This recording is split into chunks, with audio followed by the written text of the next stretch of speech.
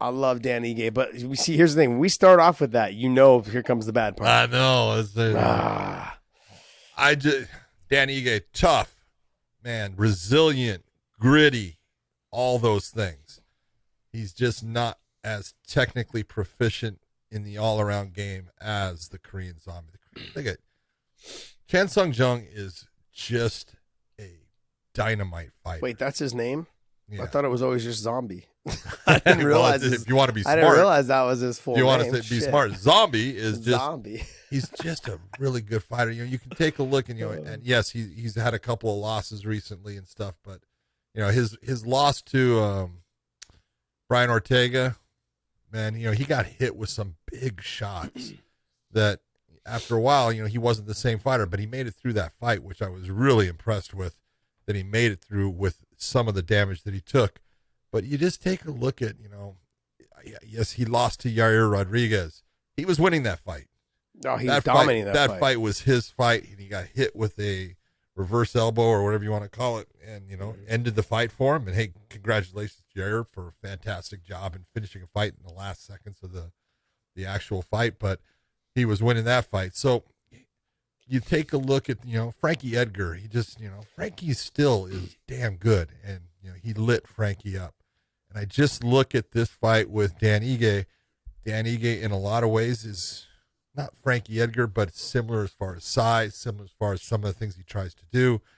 And I just don't see it being a good matchup stylistically for Dan Ige. That doesn't mean that Dan can't win it, but he's definitely going to have to take some big shots, bite down on that mouthpiece, and get lucky as far as landing that big shot that hurts Zombie, that may not put him out of the fight, but alters what he's able to do for the rest of the fight. That's what Ige needs to do. But it's a great matchup. I love both competitors, and it'll be fun to watch. Yeah, look, I'm not going to count Ige out because I think I think he's got a good chance if he continues to put the pressure. If he threatens to take down a lot, his stand-up is where he's going to lack. He's going to take some big shots, and whether he can take those shots. He does not want to be on the ground with the Zombie. You don't think he wants to be on the ground with him? No, that is not a good I don't think he place wants for him to be on the feet with him. I don't think he wants to be on the feet with him. That's the thing. So where does he win the fight? See, to me, I feel like Dan in the top position will have a good chance. Okay. Dan on the bottom is not a good position. Obviously. There you go. I don't think that as well. I think on top, though, I think Dan's going to press him to the fence. He's going to try to dirty box him, Randy Couture him. And then if he can't get him, then he's going to eventually try to work for the takedown. He's going to try to keep him pressed there. Dan on the outside in the stand-up position, it's not a good position for him. Korean Zombie possesses too much power. He's going to take some shots. He does take shots. He's technically not as tight with his defense on his boxing. He's going to have to be careful in those exchanges. And, I mean, you got to remember, he was piecing up Yair. And Dan Ige is not Yair Rodriguez on the feet. And he was touching Yair all over the place. Yep. So, I think the only position for Dan to win this fight is to keep him pressed against the fence, dirty box him, grind on him. But you can't hang on him because you're the smaller guy. So that's the thing. Is you got to get him to the ground and get him to the top position. If you can get to the top position, I think he's better than him in terms of putting the weight on him, being able to try and pass. Dan's good on the ground. I've grappled him a couple times. He's good on the ground. He's technically pretty sound. He doesn't do anything spectacular, but he's not trying to. He's going to try to do what Khabib and some of the Dagestani guys do. He's going to try to pass your guard, get you the crucifix, put the pressure on you, make you fight out of shitty positions, exhaust yourself, and just touch you until eventually, because he's fucking always in shape. Yeah. One thing Dan Ige will be in is in phenomenal shape. And Korean he's a Zombie gamer, does, dude. Yeah, and that's so is Zombie, but Zombie does slow down. And so he will slow down a little bit in terms of, if it's not going his way, he will start reaching and getting desperate because he wants to try to push the pace on you. So he's always in shape as well, but he will slow down a little bit because he throws everything with a lot of power. And so we saw that against Brian Ortega as well. So he needs to make sure that he stays tight because Dan will make it easier for him to get the takedown if he is able to get the takedown. And Dan on top, I think he's got a chance. Dan on bottom, no chance. Dan on the feet, I give it a 70-30 chance. Look, I'm a Dan Ige fan, so I'm rooting for him. I like the kid a lot. I remember I don't know if he was in the UFC yet when I first met him.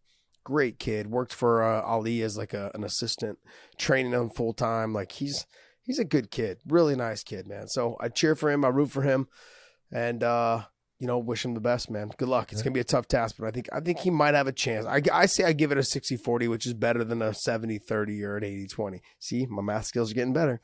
But yeah, I think it's somewhere around there. Yeah, I give him a 60-40 chance. You got to figure since Dan has come into the UFC somewhere, I think this is close to his 10th fight. Mm-hmm. I think he's got one submission win in all those. Yeah, I don't think he needs to submit him though. I think he just needs. I'm not saying I don't think he's good enough. He's not that type of grappler to submit. Yeah. Zombie's, in my opinion, Zombie's a better submission fighter. Yeah, as far as pulling off the submission, but it's gonna be tough. But Zombie's no Calvin Kattar either. No, so that's not the thing. The stand-up. Not the stand-up. But he's damn good. Yeah. Yeah, he is. He's got power. That's the biggest thing with him. He's got a chin and he's got power. Yep. All right. So let's see. Go back and watch him and Leonard Garcia. Ooh. No. Damn. That first throwback. fight, That's that throwback. WEC, baby. God damn, they had some good fights. All right, give me another fight on this card you like.